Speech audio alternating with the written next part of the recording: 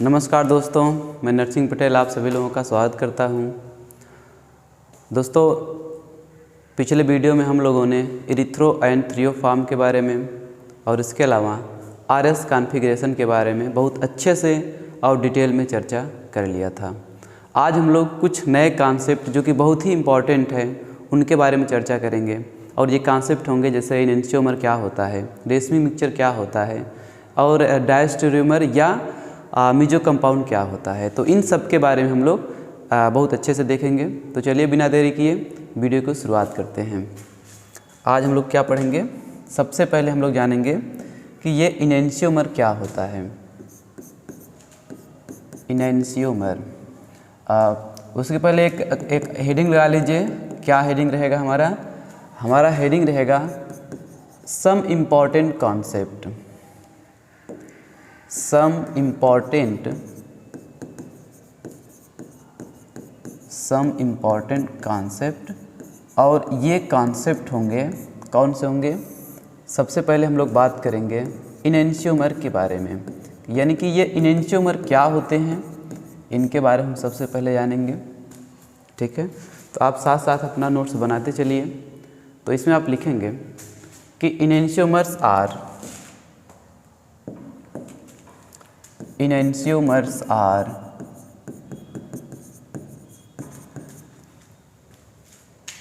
Non superimposable. Enantiomers are non super imposable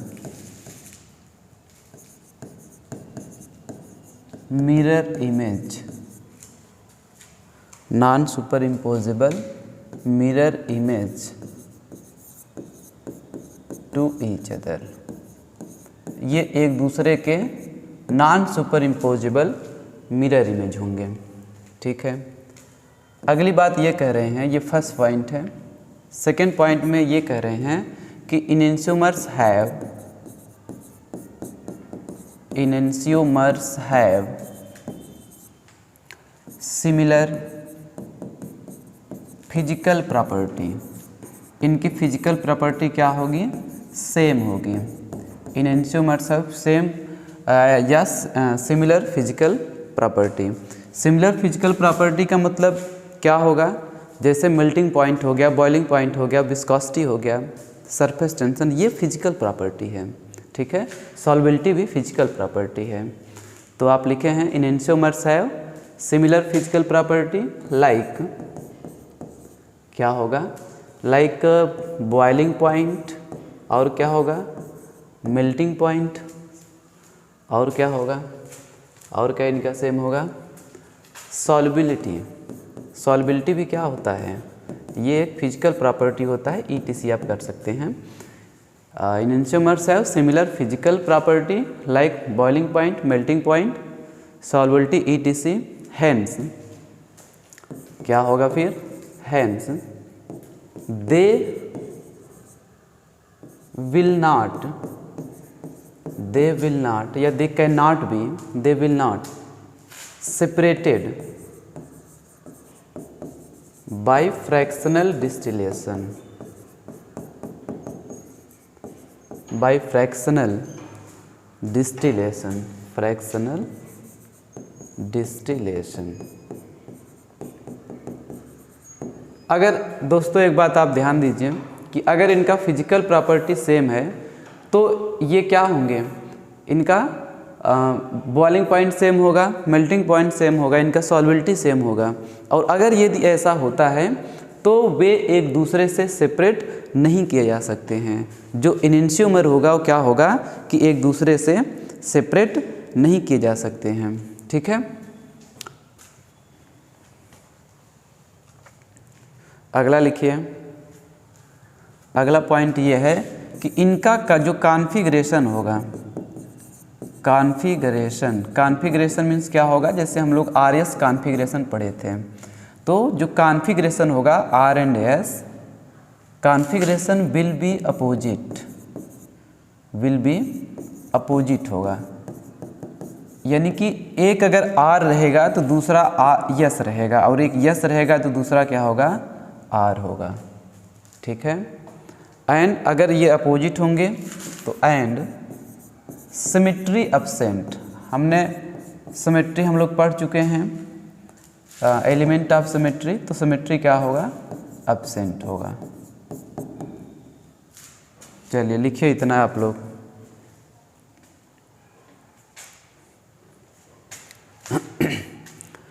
अच्छा, एक बात ये भी आपको ध्यान देना है कि अगर कॉन्फ़िगरेशन अपोजिट है, आर, एक आर होगा दूसरा एस होगा, और एक एस है दूसरा आर होगा, इसका मतलब ये होगा कि अगर एक कंपाउंड पीपीएल लाइट को क्लॉकवाइज डायरेक्शन में घुमाता है तो दूसरा कैसे घुमाएगा, एंटी क्लॉकवाइज डायरेक्शन में। तो इस बात को हम लिख लेते हैं, इसको थोड़ा सा ऊपर करते हैं। अब लिखेंगे if one rotate PPL in clockwise direction, if one rotate PPL in clockwise direction, then other rotate in anti-clockwise direction,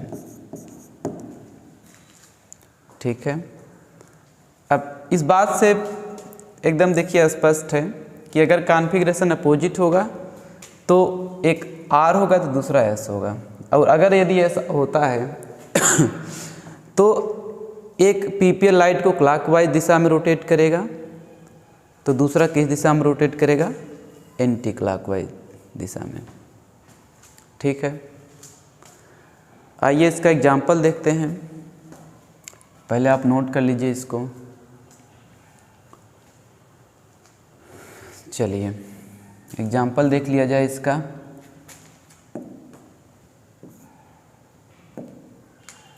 जैसे मान लीजिए कि हमारे पास एक कंपाउंड है, ये COOH और ये OH है और ये H है। ठीक है, इस कंपाउंड का जो नाम होगा, इस कंपाउंड का नाम है लैक्टिक एसिड। तो ये जो कंपाउंड होगा क्या होगा, पहली बात तो ये ऑप्टिकली एक्टिव होगा। आप याद रखिएगा, आप नोट करके लिख लीजिए कि इनेंशियोमर्स आर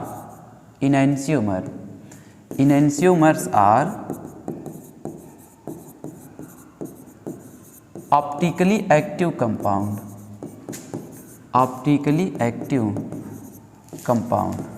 अब यहाँ पर देखिए, आपको बताने की ज़रूरत भी नहीं है कि अगर ये पीपीएल लाइट को रोटेट कर रहा है, मैंने बता दिया कि एक क्लॉकवाइज में रोटेट करेगा, दूसरा एंटी क्लॉकवाइज ना, तो ये क्या हो जाएगा, ये ऑप्टिकली एक्टिव हो गया। तो जैसे देखिए, अगर इसका हम लोग मिरर इमेज देखें तो इसका मिरर इमेज हो गया ये। ठीक है, तो एक बात ध्यान रखिए कि मुझे नहीं पता कि इसका कॉन्फ़िगरेशन क्या आएगा, मान लेते हैं कि ये R आएगा। अगर इसका कॉन्फ़िगरेशन R होगा तो इसका कॉन्फ़िगरेशन S होगा। अगर इसका कॉन्फ़िगरेशन S होगा तो इसका कॉन्फ़िगरेशन क्या हो जाएगा, R हो जाएगा। मैंने आपको R एंड S कॉन्फ़िगरेशन बता दिया, इसके जस्ट पिछले वाली वीडियो मैंने बताया था। आप उसको नहीं देखें तो पहले देख लीजिए।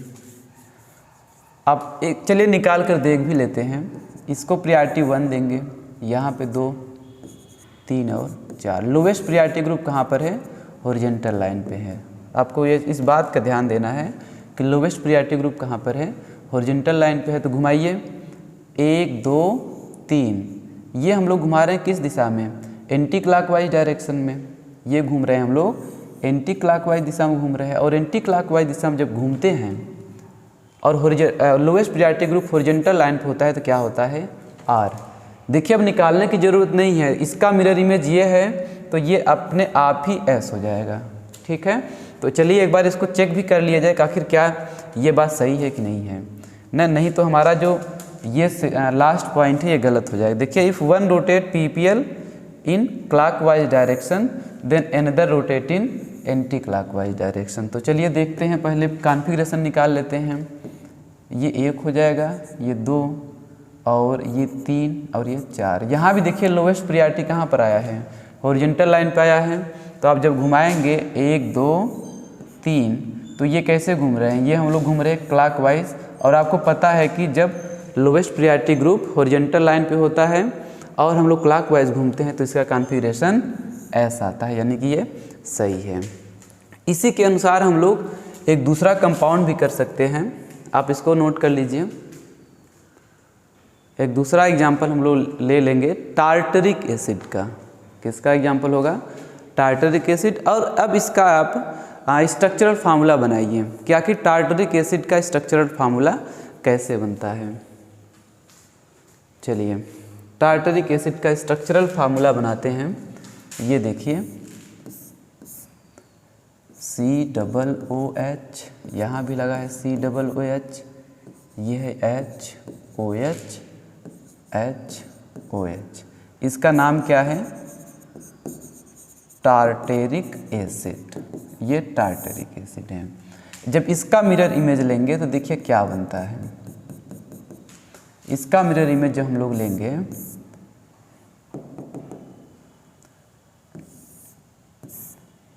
क्या बन जाएगा, यहाँ देखिए COOH आएगा। ऊपर का जो एटम या ग्रुप होगा वो तो ऊपर ही आएगा और नीचे का एटम ग्रुप नीचे आएगा। और उसके बाद ये वाला OH यहाँ पर आएगा, ये हाइड्रोजन दूर चला जाएगा, ठीक है।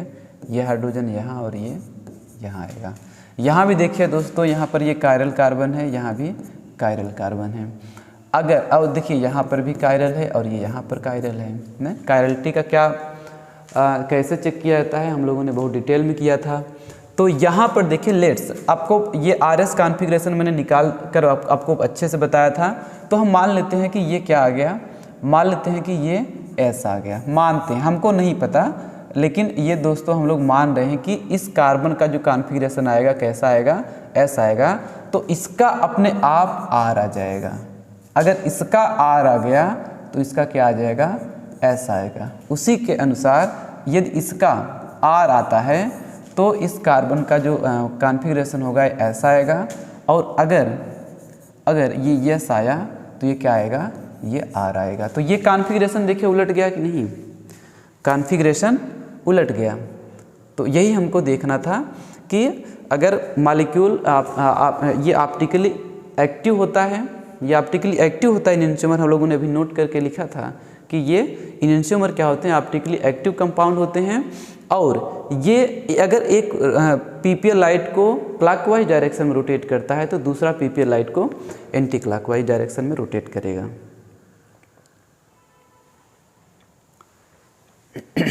नोट कीजिए। चलिए अभी हम लोग एक दूसरा कॉन्सेप्ट पढ़ते हैं और इस कॉन्सेप्ट का नाम है, ये दूसरा कॉन्सेप्ट है, इस कॉन्सेप्ट का नाम है रेशमिक मिक्सचर। रेशमिक मिक्सचर, इसी को बोला जाता है रेशमिक मॉडिफिकेशन। रेशमिक मॉडिफिकेशन या इसी को बोला जाता है और स्मॉल d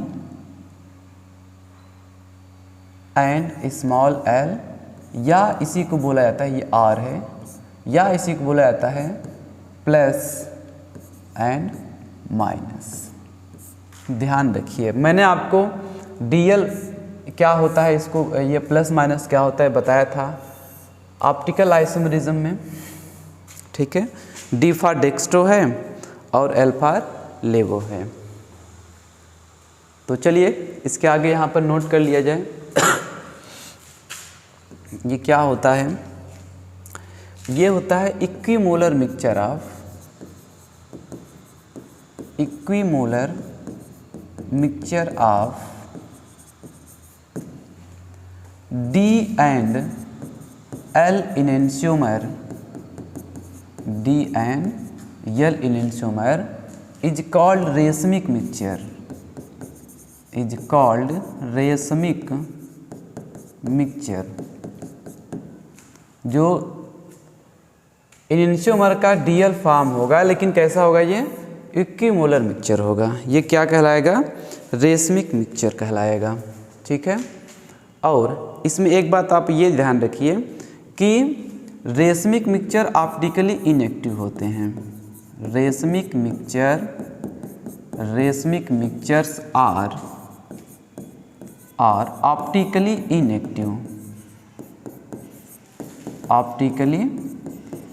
इनएक्टिव। ठीक है। और ये ऑप्टिकली इनएक्टिव होते हैं ड्यू टू एक्सटर्नल कंपनसेशन। ये एक्सटर्नल कंपनसेशन के कारण ऑप्टिकली इनएक्टिव होते हैं, due to external compensation.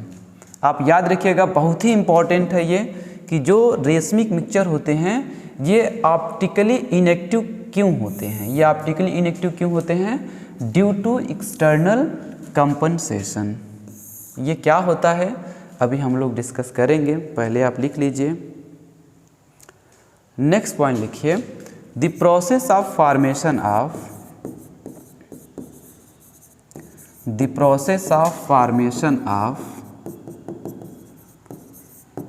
Racemic mixture.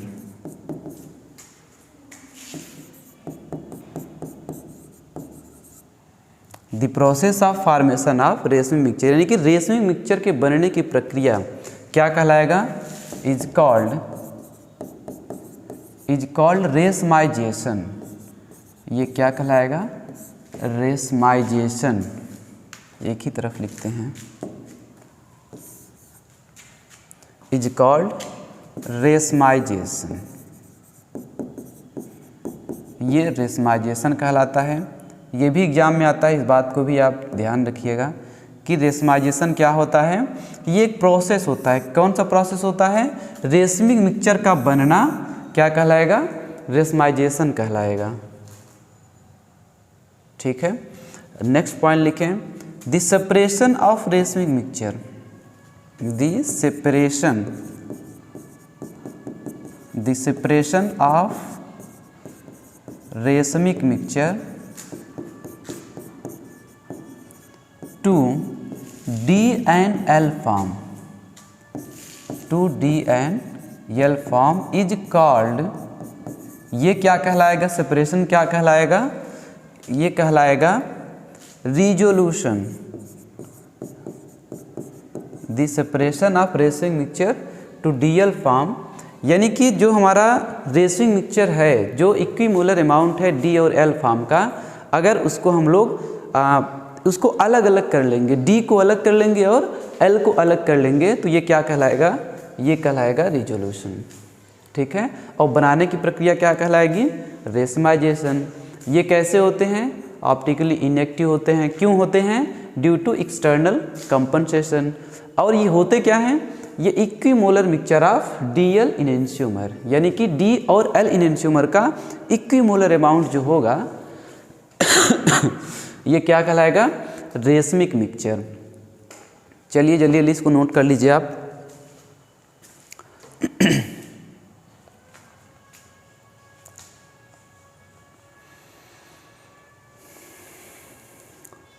तो इसके बारे में थोड़ा सा हम लोग चर्चा कर लेते हैं। जैसे मान लीजिए कि कोई कंपाउंड, कोई रेशमिक मिक्सचर है। ठीक है। ये क्या है? ये मैंने बनाया हुआ है पोलरीमीटर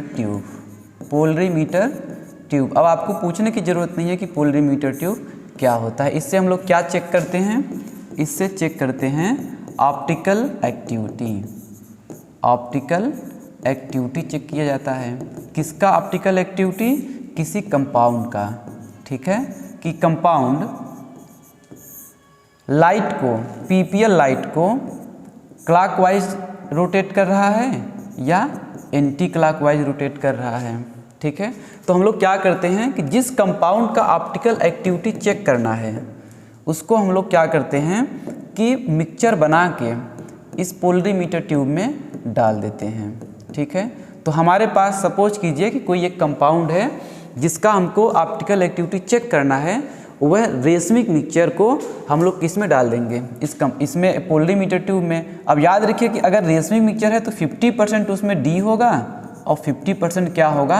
50% L होगा। है कि नहीं।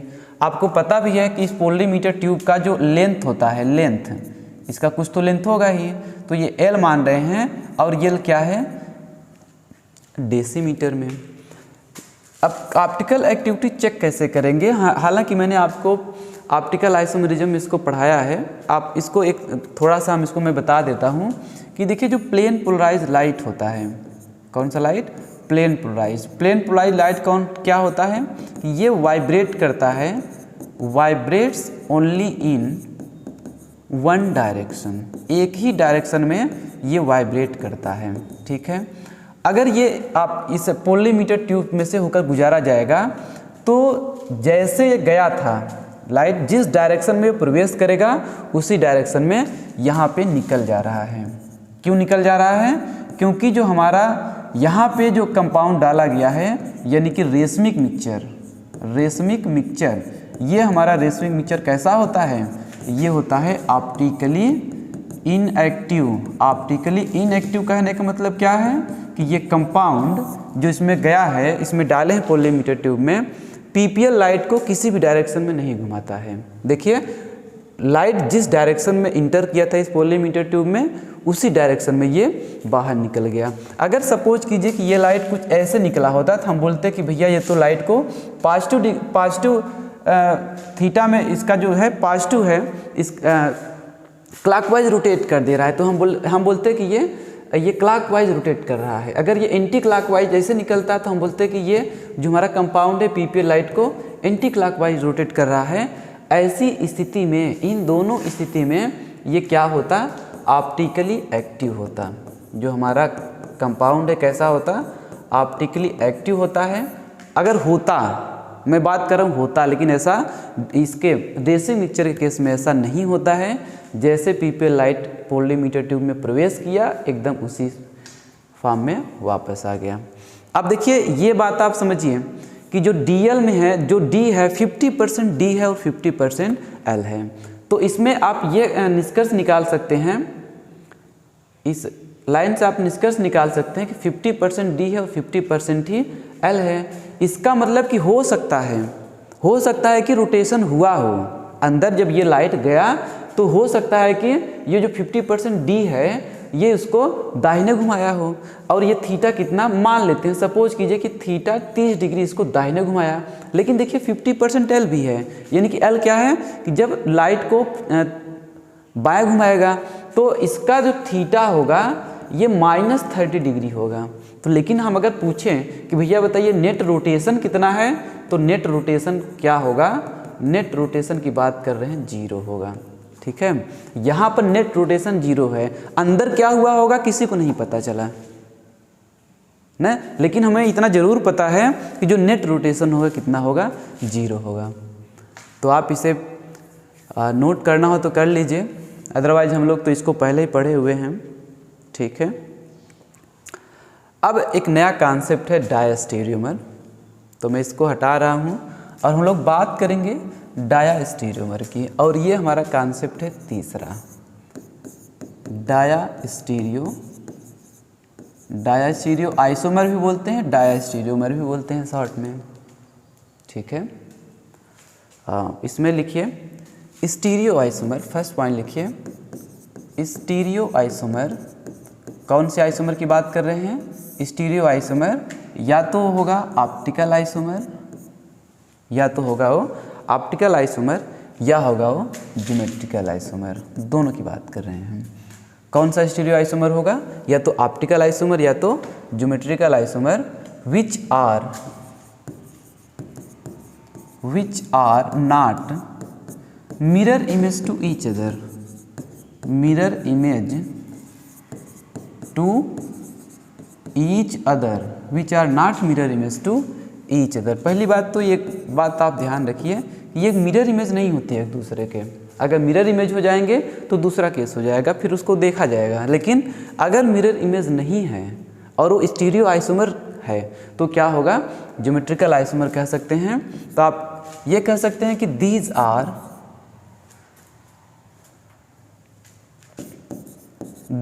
Have different physical property, different physical different physical property. अब देखिए हम लोगों ने इनेंशियोमर में देखा था को सिमिलर फिजिकल प्रॉपर्टी रख रहे थे। अब देखिए पहला स्लाइड देखिए, एक सेकेंड।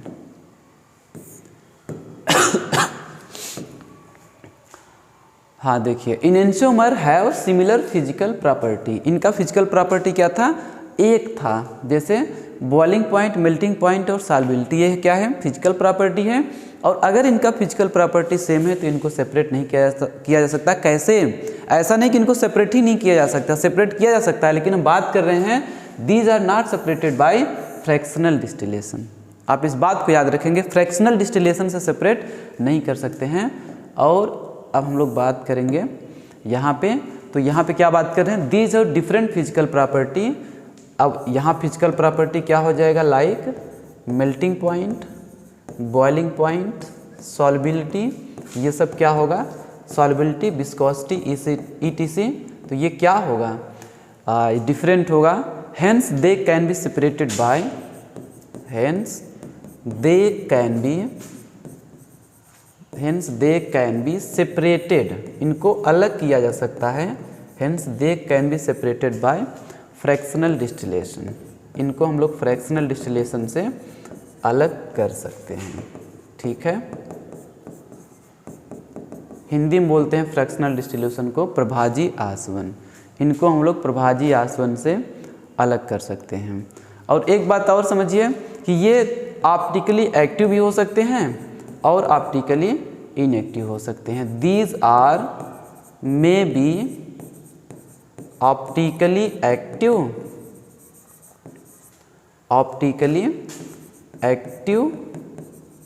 और इनएक्टिव, ये ऑप्टिकली एक्टिव भी हो सकते हैं और इनएक्टिव भी हो सकते हैं।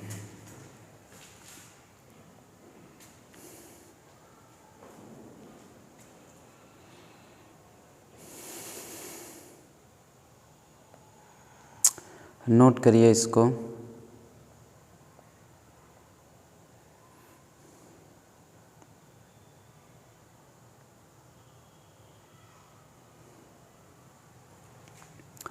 अगर हम लोग एग्जाम्पल की बात करें, चलिए अगर एग्जाम्पल की बात करें तो देखिए एक हमारा कंपाउंड ये है और एक ये है, क्या नाम है इसका, इसका नाम है, देखिए ट्रांस है कि नहीं, आपको बताने की ज़रूरत नहीं है, आप लोग अभी तो इसमें एक्सपर्ट हो गए हैं। ये क्या है, ट्रांस टू ब्यूटीन, और ये क्या है, ये है सिस टू ब्यूटीन। तो आप मुझे बताइए क्या ये एक दूसरे के मिरर इमेज दिख रहे हैं? भाई बिल्कुल मिरर इमेज दिख ही नहीं रहे हैं, एकदम साफ साफ दिख रहा है कि यह जो सिस टू ब्यूटीन है ट्रांस टू ब्यूटीन का मिरर इमेज नहीं है। तो अगर ये मिरर इमेज नहीं है तो ये क्या होंगे, डायास्टीरियोमर होंगे। अभी आपने देखा लैक्टिक एसिड के बारे में, ठीक है, लैक्टिक एसिड देखिए ये है लैक्टिक एसिड, देखिए HOH, ये COOH और यहाँ पर क्या है COOH, एक कंपाउंड ये है। और एक दूसरा फॉर्म है लैक्टिक एसिड का, हम उसे बना रहे हैं, आप इसको ध्यान से देखिए, COOH और ये COOH। अब देखिए दोनों है लैक्टिक एसिड ही ना, लेकिन क्या आप मुझे बताइए कि इसका मिरर इमेज, इनका मिरर इमेज, इसका फर्स्ट का मिरर इमेज क्या सेकंड है या सेकंड का मिरर इमेज फर्स्ट है? तो आंसर होगा नहीं, मिरर इमेज नहीं है। तो हम कह सकते हैं कि ये दोनों भी क्या हैं, डायास्टीरियोमर, ये दोनों क्या हैं, डायास्टीरियोमर। और मैंने आपको बताया कि डायास्टीरियोमर ऑप्टिकली एक्टिव भी हो सकता है, दीज आर में भी ऑप्टिकली एक्टिव और इनएक्टिव, ऑप्टिकली एक्टिव भी हो सकता है और ऑप्टिकली इनएक्टिव भी हो सकता है।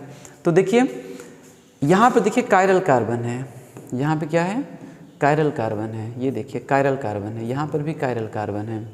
और इस मॉलिक्यूल में ये जो सेकेंड वाला मॉलिक्यूल है ये सेकेंड है, ठीक है, ये फर्स्ट है, ये सेकेंड मॉलिक्यूल है, इसको हम दो भागों में डिवाइड नहीं कर सकते। और इसमें कायरल तो है ही, लेकिन इसको हम दो भागों में डिवाइड नहीं कर सकते। कहने का मतलब इसमें एलिमेंट ऑफ सिमेट्री प्रेजेंट नहीं है।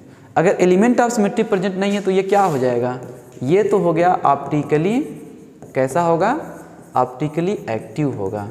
ठीक है, और इसको देखिए, इसको अगर हम बीच से कट कर दें तो आप मुझे बताइए, तो अगर बीच से एक प्लेन पास कराएं या बीच से हम इसको कट कर दें तो ऊपर वाला जो कंपाउंड है, इसके जो लाइन खींचा हूँ इस प्लेन के ऊपर का कंपाउंड, इसका मिरर इमेज ये है कि नहीं है, ऑब्वियसली है। तो अगर इसका मिरर इमेज ये है तो हम कह सकते हैं कि मॉलिक्यूल में प्लेन ऑफ सिमेट्री प्रेजेंट है। यहाँ पर क्या है, प्लेन ऑफ सिमेट्री प्रेजेंट है। और अगर प्लेन ऑफ सिमेट्री प्रेजेंट है तो ये क्या हो गया, ऑप्टिकली बताइए इनएक्टिव हो जाएगा।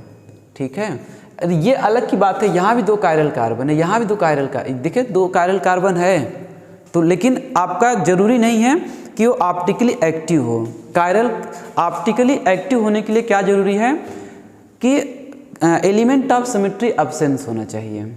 ठीक है, चलिए एक इसमें लास्ट टॉपिक आता है इसमें, मीजो कंपाउंड। इसको सर्वप्रथम आप नोट कर लीजिए।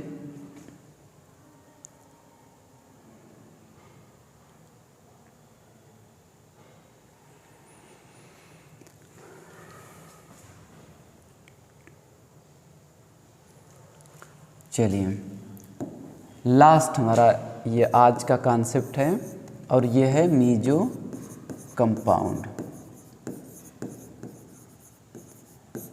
एक बार मैं चेक कर लूँ वीडियो सही चल रहा है। ठीक है, हम लोग चर्चा कर रहे हैं मीजो कंपाउंड के बारे में। तो लिखिए आप लोग, फर्स्ट पॉइंट लिखिए, optical isomer, optical isomer having more than one chiral carbon, more than one chiral carbon with plane of symmetry or center of symmetry, यानी कि हम कह सकते हैं कि element of symmetry. Element of symmetry, element of symmetry क्या होता है, मैंने आपको इसको बहुत अच्छे से कवर हम लोगों ने किया है। तो कह रहे हैं कि ऑप्टिकल आइसोमर जो which have more than one chiral carbon, उसमें एक से अधिक कायरल कार्बन होना चाहिए। मीजो कंपाउंड की हम लोग बात कर रहे हैं, और विथ प्लेन ऑफ सिमेट्री और सेंटर ऑफ सिमेट्री, उसमें या तो प्लेन ऑफ सिमेट्री होना चाहिए या सेंटर ऑफ सिमेट्री होना चाहिए। ठीक है, आगे कह रहे हैं कि मीजो कंपाउंड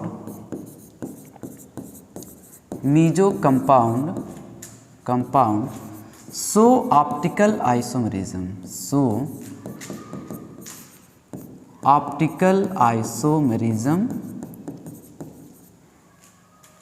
बट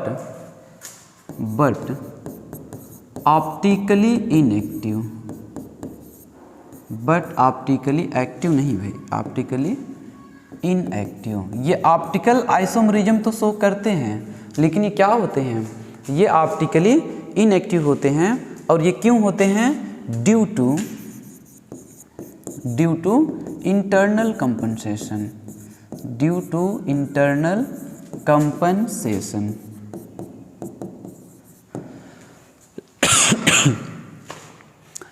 देखिए यही बात हम लोगों ने रेसिमिक मिक्सचर के बारे में पढ़ा था कि racemic mixtures are optically inactive. यहाँ भी पढ़ रहे हैं कि ये क्या होता है, ऑप्टिकली इनएक्टिव होता है।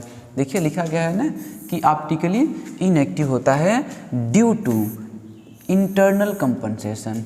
रेसिमिक मिक्सचर में पढ़ते थे कि ड्यू टू एक्सटर्नल कंपनसेशन, यहाँ पढ़ रहे हैं ड्यू टू इंटरनल कंपनसेशन। तो इस बात को आपको ध्यान रखना है, ठीक है कि नहीं।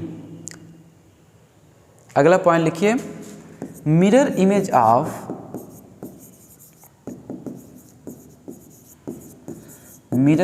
Of meso compound is identical. Mirror image कैसा होगा, मीजो कंपाउंड है अगर कोई तो उसका मिरर इमेज आइडेंटिकल होगा, ठीक है।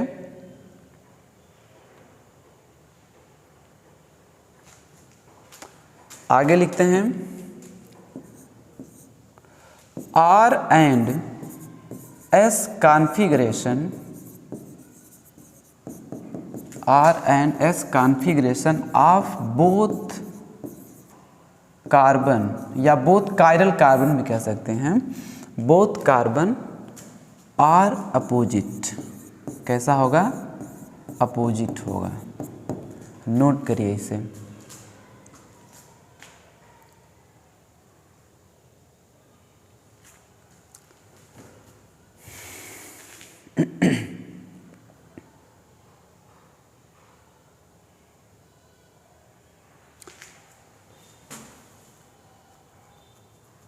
ये सेकेंड पॉइंट में आप ध्यान रखिएगा कि ये क्या होता है, ऑप्टिकली इनएक्टिव होता है और किस लिए होता है ये ज़्यादा इम्पॉर्टेंट है। ये क्यों होता है? Due to internal compensation. और यही बात हम लोग रेशमिक मिक्सचर के लिए पढ़ते हैं कि racemic mixtures are also optically inactive due to external compensation. तो दोनों पर यहाँ पर शब्द का आप ध्यान रखिएगा। और मिरर इमेज इनका क्या होगा? आइडेंटिकल होगा। ये तो बात ठीक है। R S configuration of both carbon are opposite. चूँकि देखिए जो ऑप्टिकल आइसोमर जो more than one chiral carbon होते हैं विथ क्या? प्लेन ऑफ सिमेट्री और सेंटर ऑफ सिमेट्री, वही होते हैं मेजो कंपाउंड। तो देखिए इसका एग्जांपल हम लोग देखते हैं। तो जैसे वही हम लोग बात करते हैं कि टार्टेरिक एसिड का, ये H OH ये COOH और ये हो गया COOH। तो आप यहाँ पर ध्यान से देखिए क्या हो रहा है कि यहाँ पर देखिए कायरल कार्बन है, यहाँ पर भी एक कायरल कार्बन है। और अगर आप इसमें से प्लेन ऑफ सिमेट्री पास कराएंगे तो ये पास हो जाएगा, क्योंकि देखिए उस ऊपर वाले का मिरर इमेज नीचे वाला है। तो हम कह रहे हैं कि पहली लाइन देखिए फॉलो हो रहा है कि नहीं। Optical isomer having more than one chiral carbon more than one तो है ही, इसमें कोई डाउट नहीं। With plane of symmetry or centre of symmetry. तो यहाँ पर देखिए प्लेन ऑफ सिमेट्री है ना, और मोर देन वन कायरल कार्बन भी है, तो ये क्या होगा? ये ऑप्टिकली इनएक्टिव होगा। अब यहाँ पर आप देखिए कि अगर इसका कॉन्फ़िगरेशन पहले वाला इस कायरल कार्बन कॉन्फ़िगरेशन R होगा तो ये ऑटोमेटिक क्या होगा? S होगा। और अगर मान लीजिए कि ये S होगा तो ये क्या होगा? R होगा। ठीक है। और ये अगर सपोज कीजिए कि ये पीपीएल लाइट को क्लॉकवाइज डायरेक्शन में रोटेट करेगा, ये कैसा डायरेक्शन है? क्लॉकवाइज डायरेक्शन में रोटेट करेगा। तो ये कैसा रोटेट करेगा? ये एंटी क्लॉकवाइज रोटेट करेगा, ये एंटी क्लॉकवाइज। ठीक है कि नहीं? अब इसलिए देखिए एकदम सिंपल बात है कि भैया अगर ये R है और ये क्लॉकवाइज रोटेट कर रहा है तो ये यस होगा, तो ये एंटी क्लॉकवाइज रोटेट करेगा। और अगर ये यस है अर्थात एंटी क्लॉकवाइज रोटेट करेगा तो ये क्लॉकवाइज रोटेट करेगा, है ना? तो आई होप कि आपको बात समझ में आया होगा। आप इस यहाँ भी देख सकते हैं।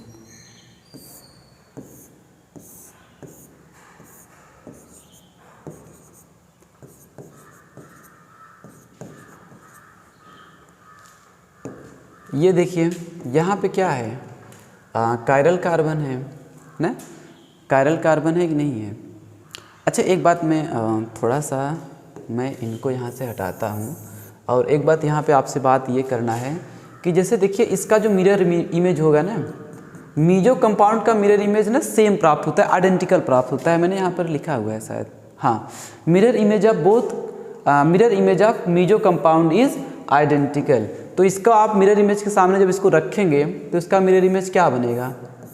ये H, ये OH, यहाँ भी OH और ये COOH और ये भी क्या होगा? COOH होगा। दोस्तों देखिए यहाँ से भी प्लेन पास कराएंगे तो हो जाएगा, यानी कि compound first and second both are same, यानी कि ये क्या हो जाएगा? आइडेंटिकल है। ये दोनों कंपाउंड कैसा है? आइडेंटिकल है। अब चलिए हम जो एग्जाम्पल अभी लिखे थे उसकी बात कर लेते हैं। ये देखिए ये CH3 CH3, ठीक। अब देखिए यहाँ पर देखिए कायरल कार्बन है, यहाँ पर भी एक कायरल कार्बन है, ठीक।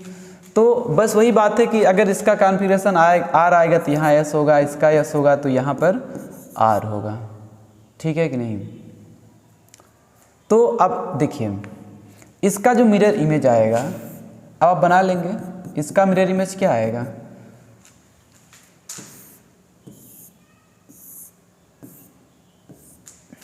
नीचे हाइड्रोजन है और ऊपर मेथिल ग्रुप है। तो ये दोनों सेम आ रहे हैं कि नहीं, सेम क्यों आ रहे हैं, क्योंकि जो मीजो कंपाउंड का मिरर इमेज होता है वो सेम ही होता है। ये जो मीजो है तो ये सेम आ जाएगा ना। एक यहाँ पर जो दो कार्बन है, एक क्लॉकवाइज रोटेट करेगा तो एक एंटी क्लॉकवाइज रोटेट करेगा ना, यहाँ भी वही हाल है। तो चलिए दोस्तों ठीक है, आप मुझे आशा है कि आप लोग अच्छे से, आप लोगों को समझ में आ रहा होगा और पढ़ाई आप लोग अच्छे से करिए। बस कॉन्फिडेंस रखिए कि सवाल आपसे हो जाएगा ना, कोई क्वेश्चन आपसे नहीं बचेगा कि जो न हो पाए। लेकिन बात इतनी है कि आप अपने ऊपर कॉन्फिडेंस रखिए, रिवाइज कीजिए, नोट्स बनाइए, प्रीवियस ईयर के क्वेश्चन पेपर करिए। ठीक है, चलिए आज तक इतना रखते हैं। Thank you.